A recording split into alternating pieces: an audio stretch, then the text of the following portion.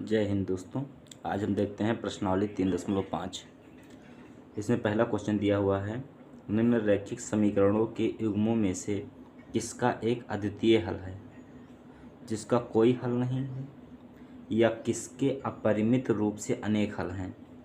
अद्वितीय हल की स्थिति में उसे वज्र गुणन विधि से ज्ञात कीजिए। पहले तो ये बताना है किसके अद्वितीय हल हैं, या किसका एक भी हल नहीं है, और किसके अनेक हल हैं। और यदि उसके हल हैं, यदि उसका अद्वितीय हल है, कैसा हल, अद्वितीय हल, तो उसको किस विधि से निकालना है, वज्रगुणन विधि से। सबसे पहले देखते हैं किसके कितने हल होते हैं। यदि दो समीकरण दिए हुए हैं, कैसे दो समीकरण दिए हुए हैं, a1x plus b1y plus c1 बराबर 0 और a2x plus b2y plus c2 बराबर 0। तो इस प्रकार a1/a2 is not equal to b1/b2 यदि आता है, इस प्रकार के समीकरण दिए हैं, तथा a1/a2 is not equal to b1/b2 तो अद्वितीय हल होगा इसका। इन दोनों समीकरणों में से, इन दोनों समीकरणों का क्या होगा, अद्वितीय हल होगा, अद्वितीय हल होगा इसका, अद्वितीय हल होगा।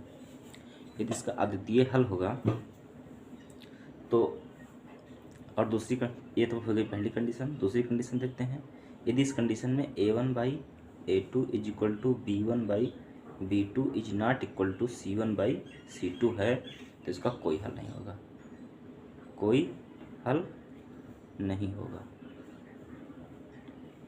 इसका कोई हल नहीं होगा।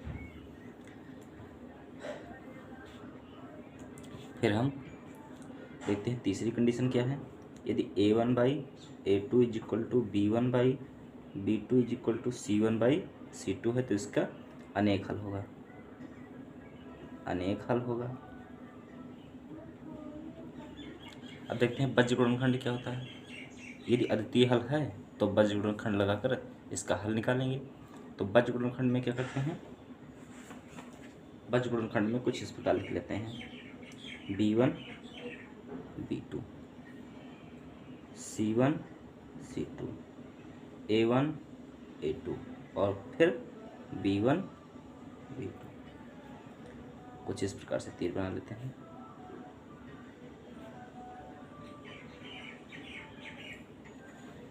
ये वज्र गुणनखंड, वज्र गुणनखंड ये इस प्रकार का है। अब इसको क्या करेंगे, इसको लिखेंगे x अपान, ये देखिए b2 इंटू c1, यहाँ से b1 इंटू c2, क्या b1 इंटू c2 इस तरह, और minus b2 into c1, b2 into c1 बराबर, फिर यहाँ लिखेंगे y। फिर इस दोनों में देखेंगे, यहाँ c1 into a2, c1 into a2 और minus c2 into a1, c2 into a1 और बराबर 1 बटे, यहाँ से देखेंगे a1 into b1, a1 b2 और minus a2 b1, a2 b1। ये होता है वज्र गुणनखंड। अब इसमें हम तुलना करा के और क्वेश्चन लगाते हैं।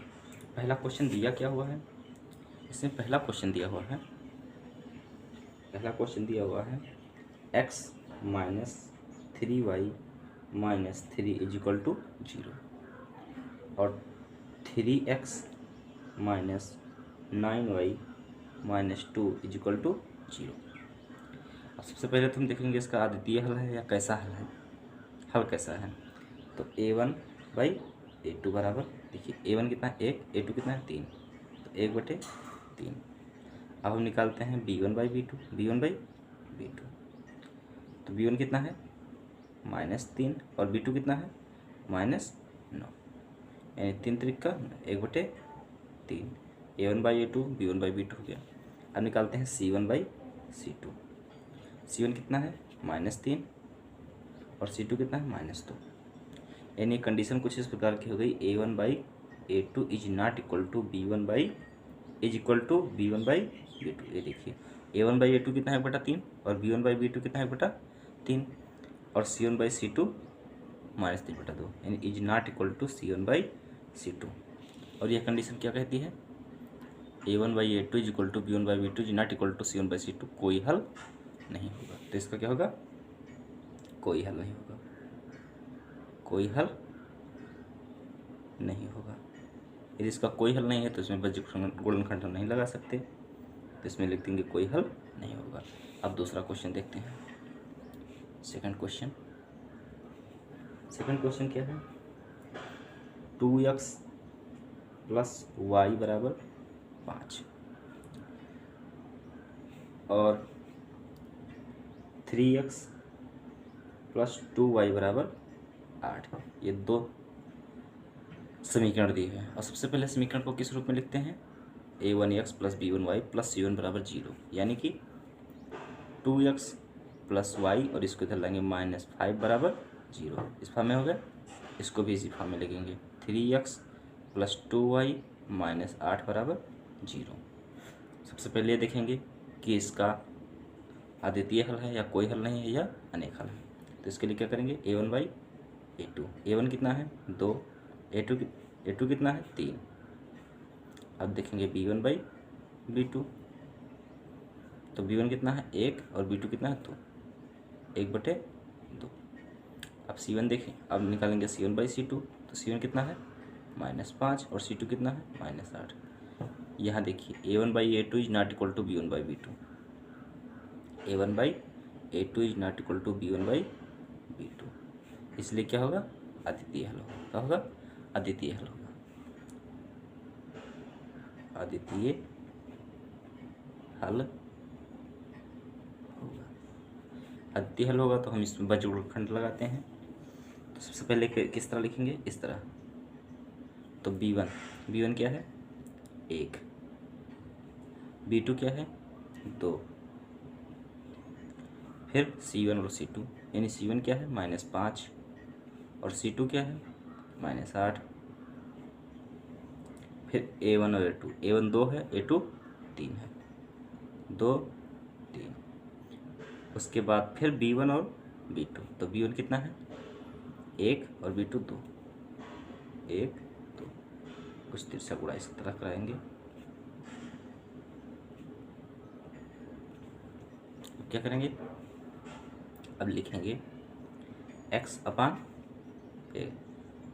यहाँ से हम गुणा करेंगे 8 एकम -8, फिर 2 पंचे माइनस का चिन्ह, फिर 2 पंचे -10, 2 पंचे -10। देखिए माइनस करना है तो माइनस यहाँ हो गया और 2 पंचे -10 बराबर y/, यहाँ से -5 × 3 कितना हो जाएगा -15, फिर माइनस का चिन्ह, ये देखिए 8 दूनी -16 बराबर 1/2 दूनी 4 और -3 एकम 3।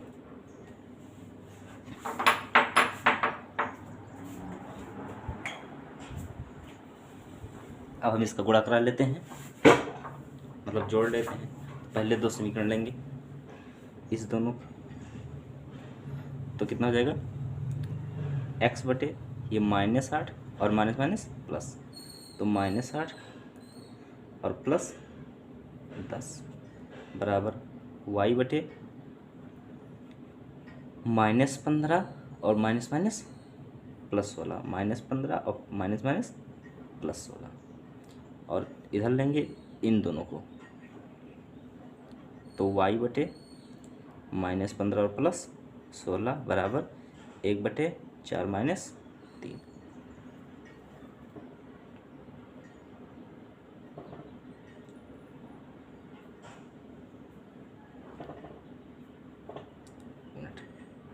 इतना रहने देते हैं। अब क्या करेंगे, यहाँ देखिए x/8, 10 में से 8 गई 2, बराबर वाई बटे 16 में से 15 गई 1 बराबर 1 बटे 4 में से 3 गई 1। एक बार x बटा 2 बराबर 1 करेंगे, एक बार y बटे 1 बराबर 2 करेंगे। तो x बटा 2 बराबर 1, तो x बराबर तिरछा गुणा हो जाएगा, कितना हो जाएगा 2, x बराबर 2। एक बार फिर करेंगे y बटा 1 बराबर 1, तो y बराबर 1। आंसर आ गया। अब हम अगला क्वेश्चन देखते हैं। Question number 3। क्वेश्चन नंबर 3 क्या है? 3x minus 5y 3x minus 5y is equal to 20। तो इसको लिख लेते हैं 3x माइनस 5y माइनस 20 बराबर 0, समीकरण 1।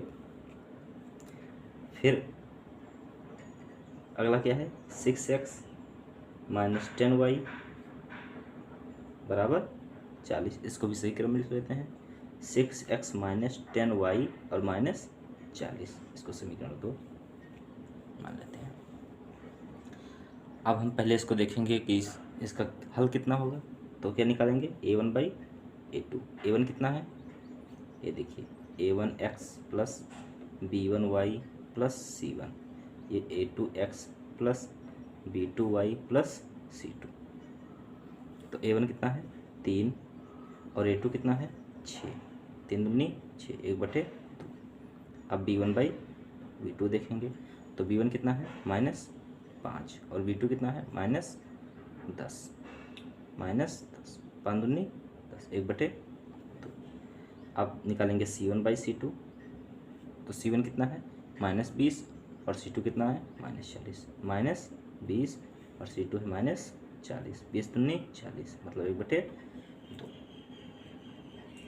तो आप यहाँ देख रहे हैं कि a1 बाई a2 भी 1 बटे 2, यानी बराबर b1 बाई b2 भी 1 बटे 2, तो b1 बाई b2 हो जाएगा। और उतना ही कितना है? c1 बाई c2, तो बराबर c1 बाई c2। तो इसका क्या होगा? अनेक हल होगा, अनेक हल होगा। इसका अनेक हल होगा, इसलिए इसमें भी हम बज्र गुणनखंड नहीं लगाएंगे। चौथा क्या है?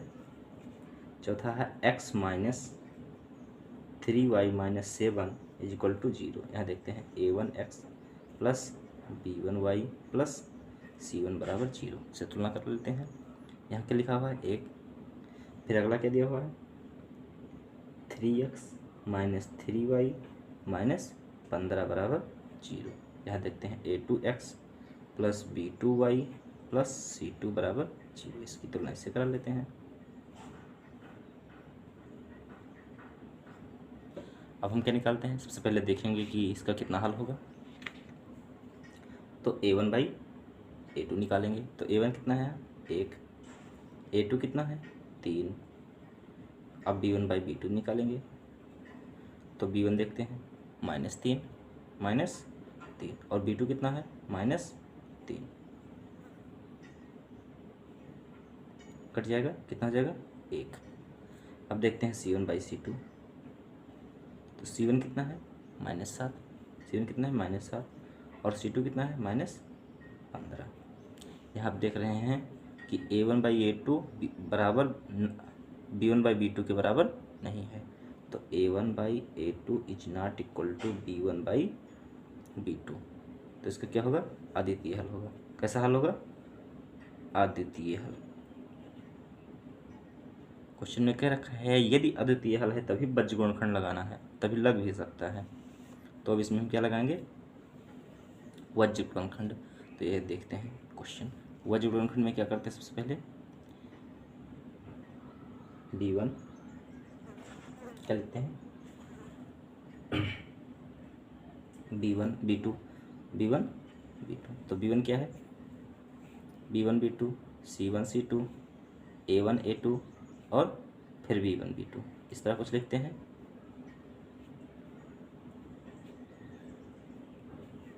तो b1 के स्थान पर क्या देखते हैं? b1 के स्थान पर माइनस 3 और b2 के स्थान पर फिर माइनस 3। फिर c1 बाई c1 और c2 लिखना है। c1 कितना है? माइनस 7 C1 कितना है -7, C2 कितना है -15। ये कुछ तीर भी इस तरह बना देते हैं। फिर A1 A2, A1 देखते हैं 1 और A2 3, कुछ इस तरह से तीर बना देते हैं। फिर B1 B2 तो यही फिर उतार देते हैं -3 और -3, इस तरह से तीर बना देते हैं। अब लिखेंगे x अपान, ये देखिए तिरछा गुणा करेंगे, x अपान 15 तियाँ -45 और फिर माइनस चिन्ह लगाएंगे यहाँ, माइनस माइनस प्लस और 7 21 बराबर y बटे, अब इस दोनों को देखते हैं तो -7 × 3 कितना हो जाएगा -21 और फिर माइनस का चिन्ह, 15 कम 15 बराबर 1 बटे, अब इस दोनों को देखते हैं 1 × -3 कितना हो जाएगा -3, फिर माइनस का चिन्ह, 3 × 3 9 हो जाएगा और ये माइनस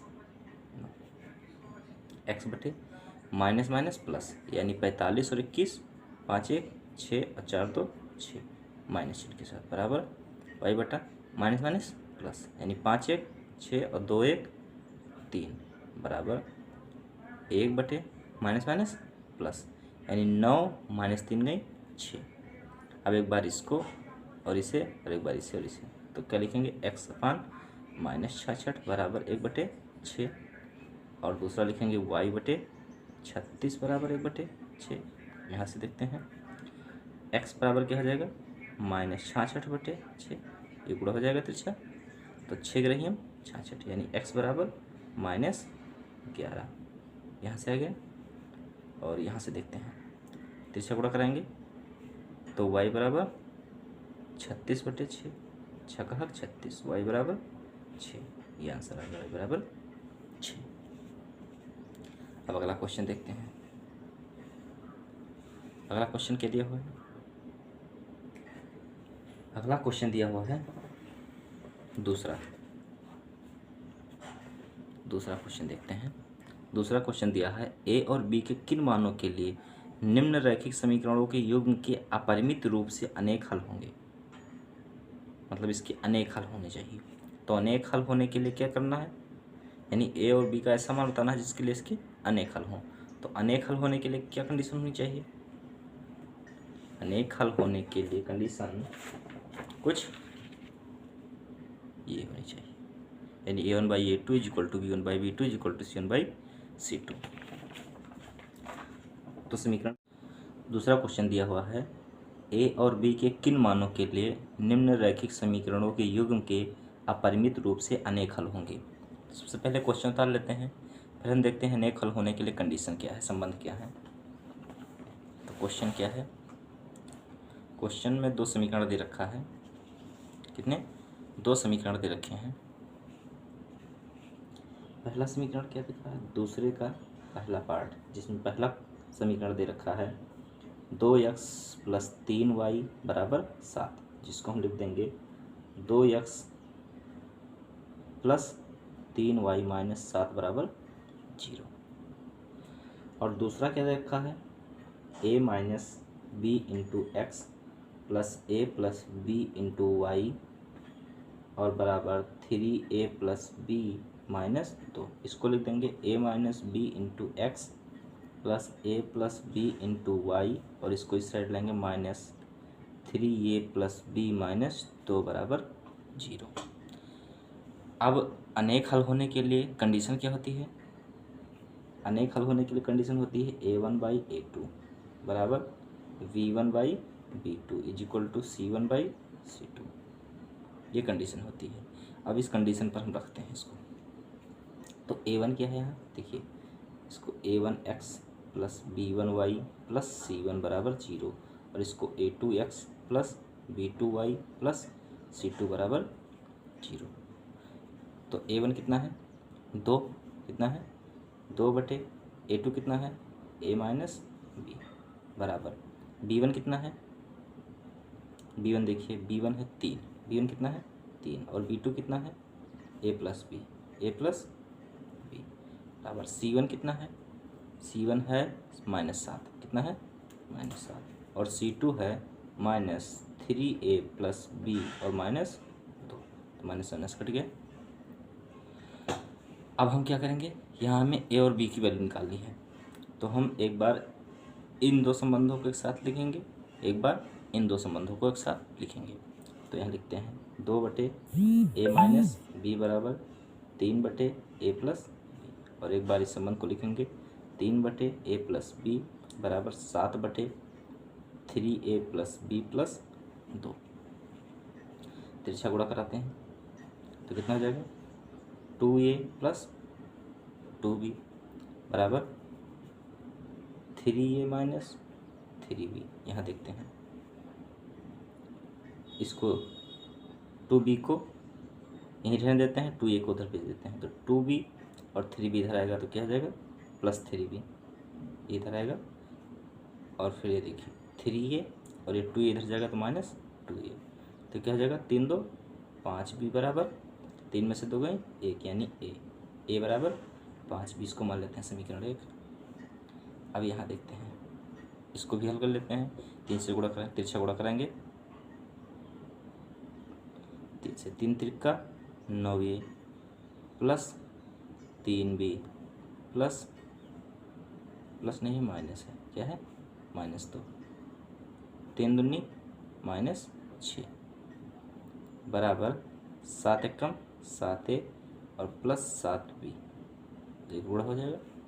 अब फिर देखिए 9a और इस 7a इधर आएगा तो -7a हो जाएगा, प्लस ये देखिए 3b और ये 7b इधर आएगा तो -7b और -6 बराबर 0। तो 9 में से 2 गई, 9 में से 7 गई 2a, और -7 में से 3 जाएगी -4b और -6 बराबर 0। ये हो जाएगा समीकरण 2। तो आप यहाँ चाहें तो बीजगुणनखंड विधि लगा लें, प्रतिस्थापन विधि लगा लें, या फिर विलोपन विधि, तो कोई विधि लगाकर आप लगा सकते हैं। तो यहाँ देखिए a का मान हम क्या करेंगे, a का मान उठाकर समीकरण 2 में रख देंगे। a का मान समीकरण 2 में रखने पर हम यहाँ प्रतिस्थापन विधि लगा रहे हैं, तो a की वैल्यू यहाँ रखेंगे तो क्या हो जाएगा, 2 गुणे 1 के स्थान पर 5b -4b और -6 बराबर 0 है, तो क्या हो जाएगा 5 दूनी 10b -4b, और इसको उधर भेजेंगे कितना हो जाएगा -6।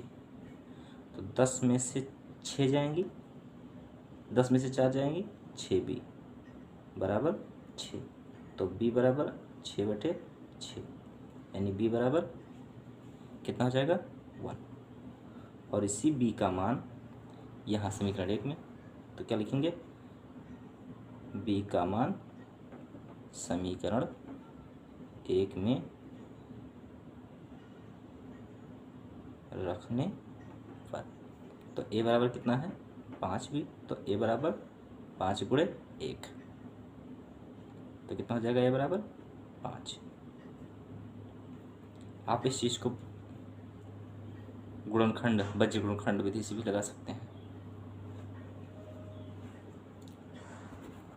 पहले क्वेश्चन का दूसरा पार्ट क्या है, k के किस मान के लिए निम्न रैखिक समीकरणों के युग्म का कोई हल नहीं है। यानी ये 2 समीकरण दिए हैं जिसके लिए क्या कह रहा है कि कोई हल नहीं है, और उसमें k का ऐसा मान बताना है कि जिसके लिए इस समीकरण का कोई हल ना हो। तो समीकरण पहले तो क्वेश्चन उतार लेते हैं। दूसरा पार्ट है दूसरे का, क्या है दूसरे का दूसरा पार्ट, दिया हुआ है कि k का किस मान के लिए 3x + y बराबर 1, यानी 3x + y - 1 बराबर 0। और दूसरा समीकरण क्या देखा है, 2k - 1 × x + k - 1 × y = 2k + 1। इसको भी सही क्रम में लिख लेते हैं, 2k - 1 × x और प्लस k - 1 × y -2k + 1 बराबर 0। अब हमें मालूम है कि यदि कोई हल नहीं होगा तो उसके लिए कंडीशन क्या होनी चाहिए। यदि इनका कोई हल नहीं है तो इसके लिए कंडीशन क्या होनी चाहिए, A1/A2 is equal to B1/B2 is not equal to C1/C2।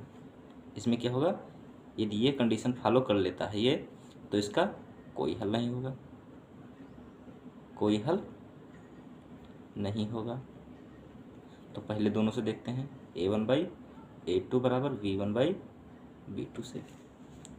तो A1 कितना दिया हुआ है, यहाँ देखते हैं, A1 3 और A2 2k-1 2k-1 बराबर B1 कितना दिया हुआ है 1, कितना 1, और B2 कितना दिया हुआ है k-1।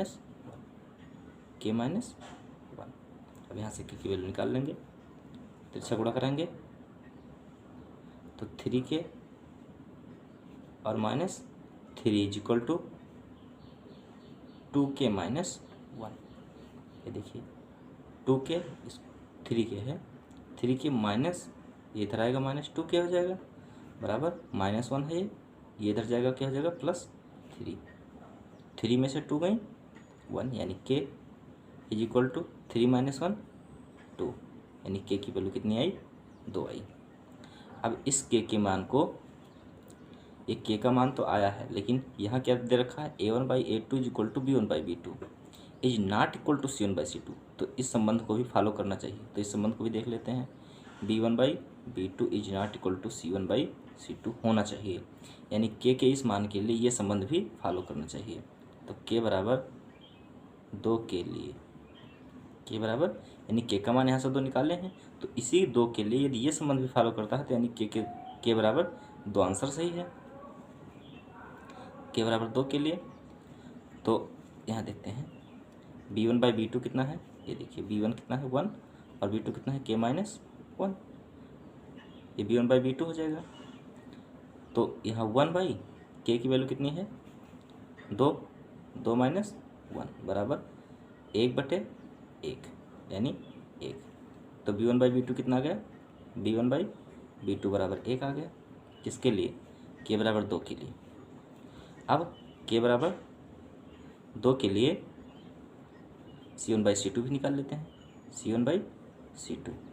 तो C1/C2 कितना है, C1 देखते हैं, C1 कितना है -1 और C2 कितना है 2 - 2k+1 -2k+1 minus minus cut के। अब हम यहाँ भी रखेंगे 1 और 2 इंटू k की वैल्यू कितनी है 2 + 1 बराबर 1/2 दूनी 4 + 1 1/5, यानी C1/C2 कितना आ गया 1/5, यानी k बराबर 2 के लिए A1/A2 is equal to B1/B2 is not equal to C1/C2 हो रहा है। अतः k बराबर 2 सही है, k की वैल्यू पूछ रहा था, ये संबंध फॉलो हो रहा है, यानी B1/B2 is not equal to C1/C2 आ रहा है। ये देखिए C1/C2 1/5 आ रहा है, इसी k बराबर 2 के लिए, और B1/B2 कितना रहा 1, और A1/A2 भी 1 आएगा। देखिए 3 2 दूनी 4 की वैल्यू 2 आई है, 2 दूनी 4 - 1 4 में से गए 3 3 से 3 कट जाएगा, कितना आएगा सिर्फ 1। तो आप यहाँ देख रहे हैं ये संबंध फॉलो हो रहा है k बराबर 2 के लिए, अर्थात k की वैल्यू कितनी हो जाएगी 2 हो जाएगी। तो k बराबर 2 आंसर।